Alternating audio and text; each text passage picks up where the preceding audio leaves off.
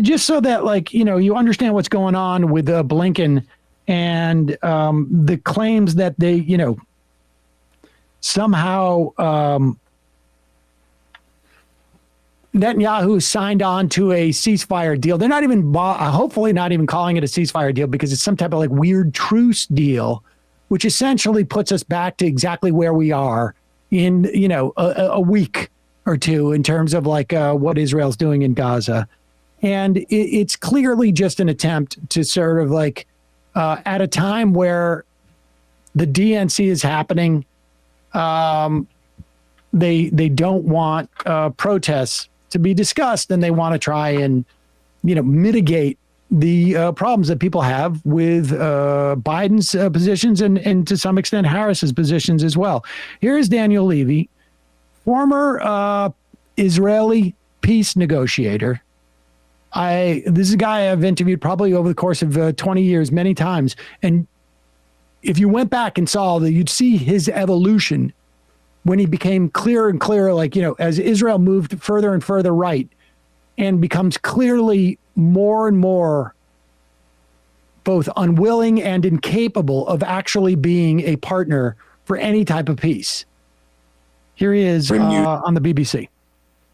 Every day, whether it's mass Palestinian civilian casualties still on a daily basis, whether that's the news that those families have received, whether that's confirmation that the refusal and inability to reach a deal earlier has meant that more of the Israelis being held in Gaza have perished, whether that's the ongoing deterioration in the humanitarian conditions and Palestinians being shunted from one area to another, never a safe zone, even when it's been declared as such, and the unedifying continued spectacle of an American diplomatic leadership and Secretary of State who simply isn't believed or seen as credible by anyone, as you said, Cassia.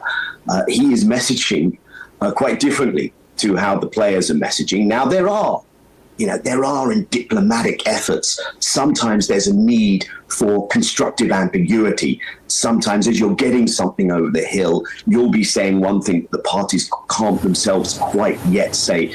Sadly, that's not where we are today. Blinken is not only not a credible mediator, he's not an effective one either. And this isn't a personal thing, although he has handled this appallingly at a personal level, but this is institution-wide.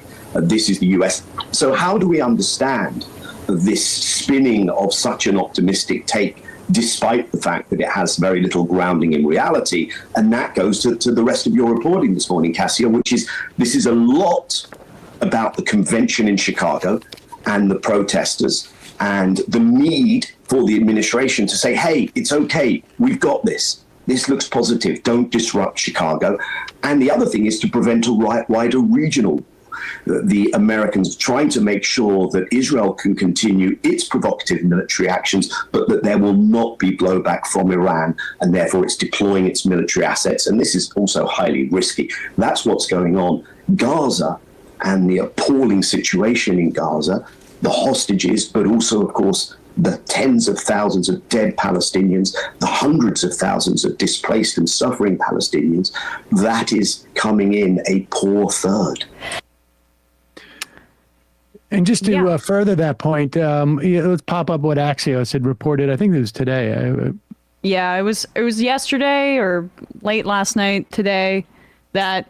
So Murtaza Hussein has an astute point where he says, if you want to understand what's going on regarding the supposed Gaza ceasefire, the simplest explanation is that Anthony Blinken is Netanyahu's lawyer. Murtaza's with Dropsite now, and he said, this is from Axios. Blinken said during a visit to Israel on Monday that Netanyahu had accepted the U.S. proposal and it was now incumbent on Hamas to follow suit. The statement baffled some Israeli officials who told Axios that Netanyahu's hard lines are actually making a deal much harder to reach. So this is like, I don't know, we're on the fourth or fifth round of claiming that Hamas is the one that's holding this up. And it's just, I was listening to NPR this morning and they're not even buying it because it's ridiculous. Yep. And this is the same thing they claimed ahead of the debate. That's what's so craven about this. Ahead of the Biden-Trump debate, they were saying that they're going to get a ceasefire deal through and Netanyahu's agreed to it. And all the reporting is like, no, he's not. So they keep putting the onus on Hamas. And there's a point where Hamas apparently hasn't been showing to the negotiations because they don't think that Blinken is an honest broker. Oh, and by the way, they assassinated the guy carrying out those negotiations. Exactly. Right. And why? So they said, you know, that they told Al Jazeera that they think that the U.S. is buying time for the genocide through these negotiations. And it's hard to say, like, that's an unfair assessment from their end. It's hard to say it's not. Yep. And especially when they're politicizing this moment and just trying to take the heat off themselves by making these announcements, it's disgusting. When Biden says he recently talked to Kissinger, I think in the context of the Ukraine, did he mean Blinken? Because that's who Blinken belongs next to in hell, frankly. How does he have any, like, this is the problem with this bear hug strategy. You know, there's no even veneer of even-handedness. It's just, he has no credibility with anybody else except for Netanyahu, his client, apparently. In these I'm not even sure I buy that's a, like, I'm not even convinced I necessarily buy that the strategy is we're going to hug him so tight that he'll listen to us as much Just as a hug strategy. A hug strategy, and sort of like we're going to hug him in the same way that, like, the Secret Service does a